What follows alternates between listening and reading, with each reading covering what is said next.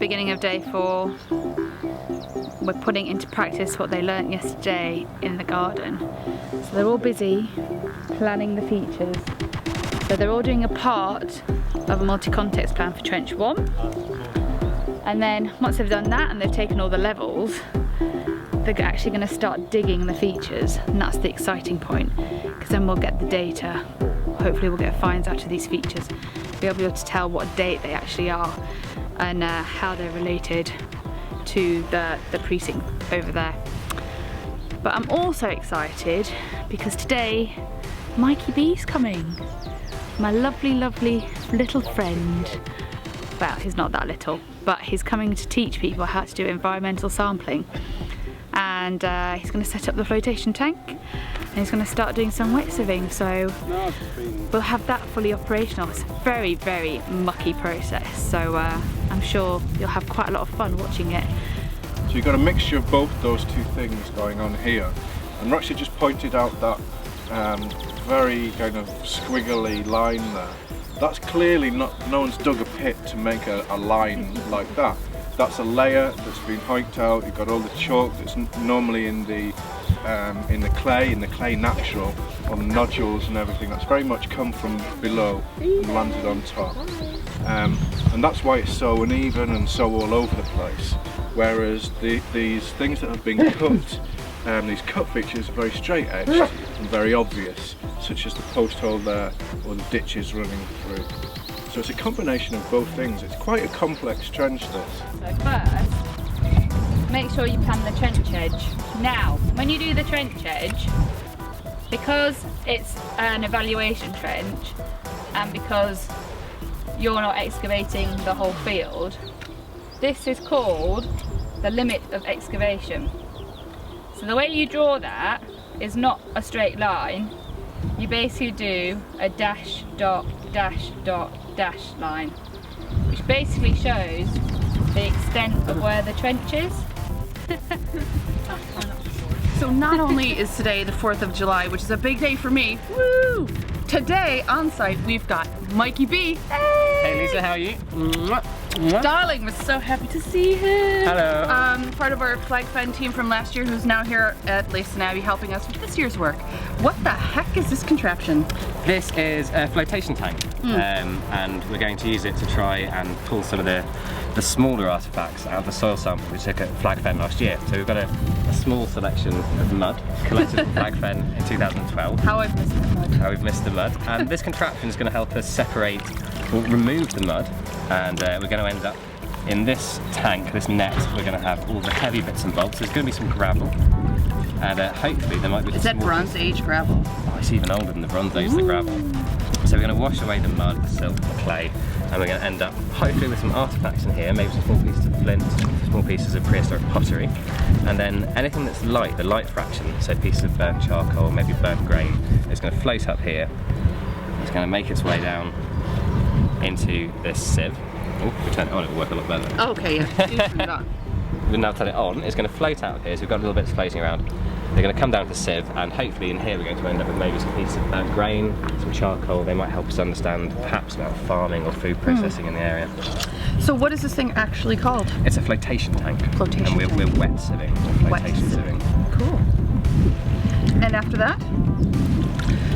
After that, we're going to sort what comes out. So hopefully we'll pick through the gravel and find some artefacts. And similarly, we're going to be able to see what comes out of the light fraction, and we'll quantify what's in there, maybe count the seeds and the charcoal, and then we'll send it to an archaeobotanist to help us understand what the evidence means. Archaeobotanist. Archaeobotanist. Wow. To look at the plant macrofossils. Plant macrofossils. Such big words.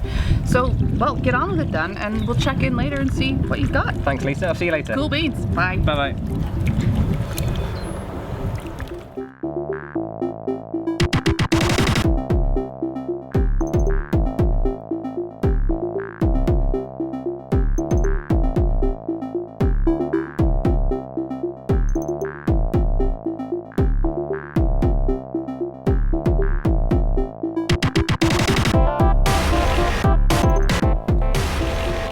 Do you know what we're going to do now? We're going to string up the features and run and dig them. Let's do it!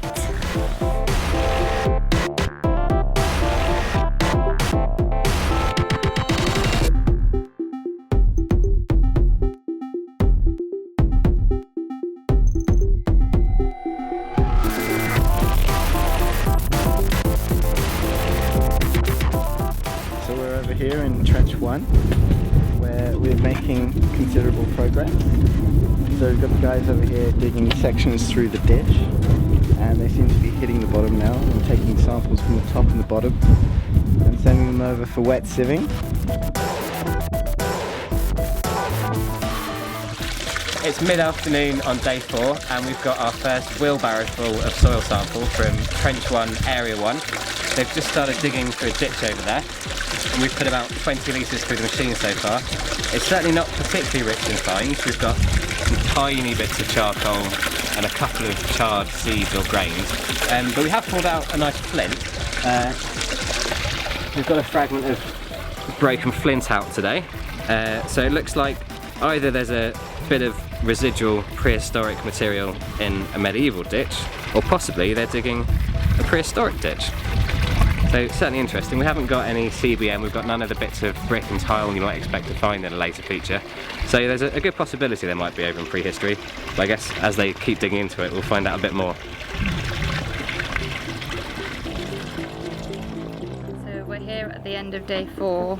Everybody's packing away, and they've done an absolutely fantastic job. I think it's the first time I've actually seen people work really enthusiastically and really hard. Not saying that, you know, anybody else I've worked with doesn't do that, but it's just amazing how much they've done in an afternoon. I had to literally tear them away to go and take their afternoon break, and some of them actually stayed behind or went off and got an ice cream and just came back and just kept digging. It was amazing.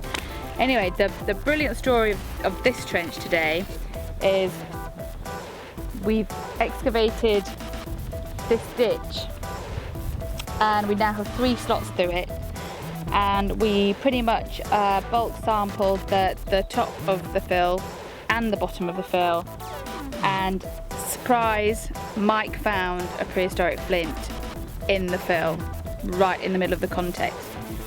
So we thought that this was going to be a medieval story, but it looks like as though the northern side of the abbey is a completely different story to actually the ruins. So this here, there's a possible prehistoric story complex.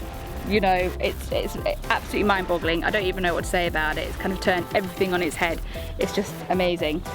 And tomorrow we've got new venturers, so they'll be arriving tomorrow, and you know, the site dynamic's going to change again, and we'll have loads of people on the weekend, and I'm really looking forward to it. I'm looking forward to seeing what the rest of this trench actually brings. It's going to be great.